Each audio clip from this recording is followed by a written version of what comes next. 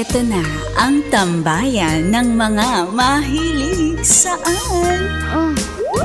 MILF, MILF, My Intimate Love and Fantasies.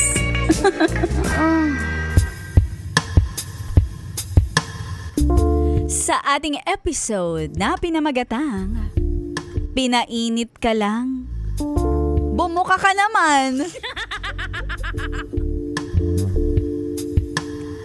May kwento ako.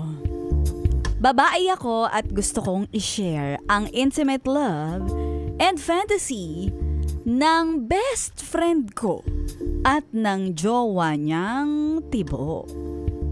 Bakit ako ang magkikwento at hindi sila? Dahil ginawa nila akong saksi. Saksi! Isang gabi na magkakasama kaming tatlo, napagdesisyonan namin na mag-inom. Nahanap ng best friend kong babae ang true love niya, this time sa jowa niyang tibo. Wala namang problema sa akin yon. Ang mahalaga kasi, kahit sino pa ang piliin ng best friend ko, basta hindi siya sasaktan at pababayaan.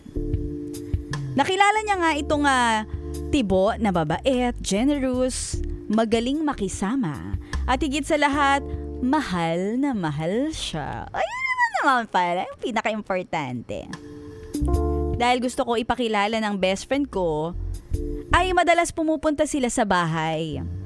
Madalas nagyayaya din sila ng inuman na para bang juice lang ang paglaklak ng alak. Lasing na kami sa 4 na oras na ikot lang ng ikot ang Tagay.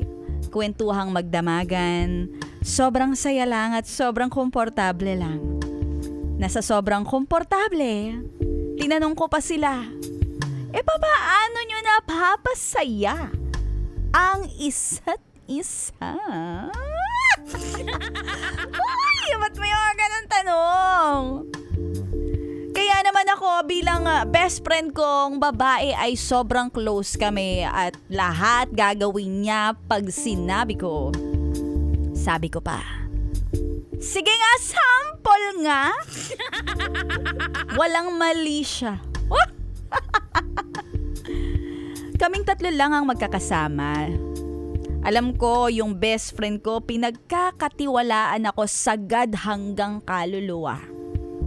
Ang hindi ko akalain ay gagawin nila sa mismong harapan ko. Ang alin! Umupo sa sahig yung jowang tibo ng best friend ko. At bumuka ang tahong ng best friend ko. Ginawang pulutan sa inuman. Lasing na lasing kami pero nawala ang amats ko dahil sa napanood kong live show nila. Grabe! Pero parang kami ay nagkakasayahan lang. At hindi naman nagbago ang tingin ko sa kanilang dalawa. Masaya pa nga ako dahil sa nakita mo yon?